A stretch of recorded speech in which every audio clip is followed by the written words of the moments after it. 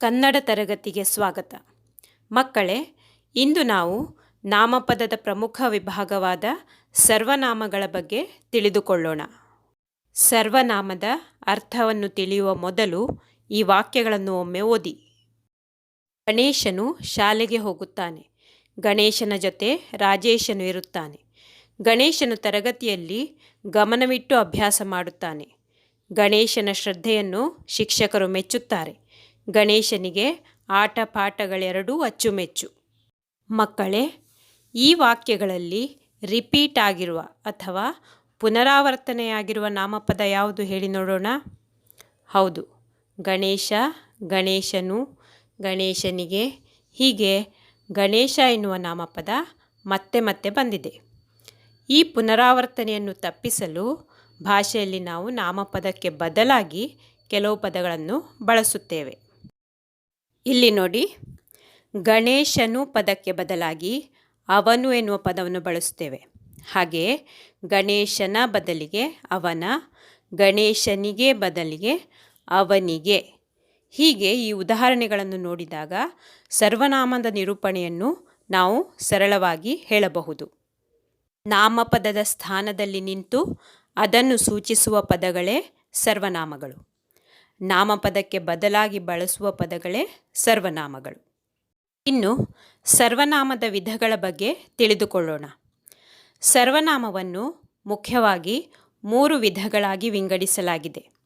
ಮೊದಲನೆಯದು ಪುರುಷಾರ್ಥಕ ಸರ್ವನಾಮಗಳು, ಎರಡನೆಯದು ಪ್ರಶ್ನಾರ್ಥಕ ಸರ್ವನಾಮಗಳು ಹಾಗೂ ಮೂರನೆಯದು ಆತ್ಮಾರ್ಥಕ ಸರ್ವನಾಮಗಳು.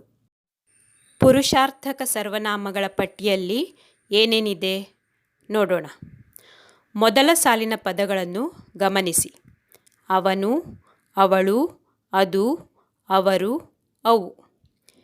ಈ ಪದಗಳನ್ನು ಲಿಂಗಗಳ ಆಧಾರದ ಮೇಲೆ ರಚಿಸಲಾಗಿದೆ. ಅವನು ಎನ್ನುವುದು ಪುಲ್ಲಿಂಗವಾದರೆ ಅವಳು ಸ್ತ್ರೀಲಿಂಗ, ಅದು ನಪುಂಸಕಲಿಂಗ. ಇವುಗಳ ಬಹುವಚನ ರೂಪವೇ ಅವರು ಮತ್ತು ಅವು.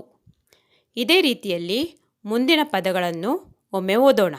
ಇವನು, ಇವಳು, ಇದು, ಇವರು, ಇವು. ನೀನು, ನೀವು, ನಿನ್ನ, ನಿಮ್ಮ. ನಾನು, ನಾವು, ನನ್ನ, ನಮ್ಮ. ಈ ಪದಗಳೆಲ್ಲ ಪುರುಷಾರ್ಥಕ ಸರ್ವನಾಮಗಳು. ಮುಂದೆ ಪ್ರಶ್ನಾರ್ಥಕ ಸರ್ವನಾಮಗಳ ಕಡೆ ಗಮನ ಹರಿಸೋಣ. ಈ ಪದಗಳನ್ನು ಓದಿ.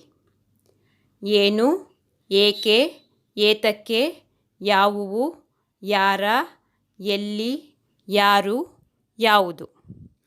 ಹೆಸರೇ ಸೂಚಿಸುವಂತೆ ಪ್ರಶ್ನೆಗಳನ್ನು ಸೂಚಿಸುವ ಪದಗಳು. ಇವುಗಳೆಲ್ಲ ಪ್ರಶ್ನಾರ್ಥಕ ಸರ್ವನಾಮಗಳು. ಕೊನೆಯದಾಗಿ ಆತ್ಮಾರ್ಥಕ ಸರ್ವನಾಮಗಳು. ಈ ಆತ್ಮಾರ್ಥಕ ಸರ್ವನಾಮಗಳು ಗೌರವದ ಅಥವಾ ಆತ್ಮಾಭಿಮಾನದ ಸಂಕೇತವನ್ನು ಸೂಚಿಸುತ್ತವೆ. ಈ ಪದಗಳನ್ನು ಓದಿ. ತಾನು, ತನ್ನ, ತನಗೆ, ತಮ್ಮ, ತಮಗೆ. ಆತ್ಮಾರ್ಥಕ ಸರ್ವನಾಮವನ್ನು ಹೊಂದಿರುವ ಕೆಲವು ವಾಕ್ಯಗಳನ್ನು ಗಮನಿಸಿ. ತಮ್ಮಿಂದ ಬಹಳ ಉಪಕಾರವಾಯಿತು. ತಮಗಾಗಿಯೇ ಕಾಯುತ್ತಿದ್ದೇವೆ. ತಮ್ಮಿಂದಲೇ ಈ ಕಾರ್ಯಕ್ರಮದ ಉದ್ಘಾಟನೆಯಾಗಬೇಕು. ವಿದ್ಯಾರ್ಥಿಗಳೇ, ಇಂದು ನಾವು ಸರ್ವನಾಮ ಮತ್ತು ಅದರ ವಿಧಗಳ ಬಗ್ಗೆ ಸಂಕ್ಷಿಪ್ತವಾಗಿ ತಿಳಿದುಕೊಂಡೆವು. ಇದಕ್ಕೆ ಸಂಬಂಧಿಸಿದಂತೆ ಈ ಪುನರಾವರ್ತನಾ ಚಟುವಟಿಕೆ. ಕೊಟ್ಟಿರುವ ಗದ್ಯ ಭಾಗದಲ್ಲಿರುವ ಸರ್ವನಾಮಗಳನ್ನು ಸಂಗ್ರಹಿಸಿ ಬರೆಯಿರಿ. ಗಮನಿಸಿ, ಸರ್ವನಾಮಗಳನ್ನು ಸಂಗ್ರಹಿಸುವಾಗ 3 ವಿಧಗಳಾಗಿ, ಅಂದರೆ ಪುರುಷಾರ್ಥಕ, ಪ್ರಶ್ನಾರ್ಥಕ ಹಾಗೂ ಆತ್ಮಾರ್ಥಕ ಸರ್ವನಾಮಗಳಾಗಿ ವಿಂಗಡಿಸಿ ಬೇರೆ ಬೇರೆ ಪಟ್ಟಿಯಲ್ಲಿ ಬರೆಯಬೇಕು.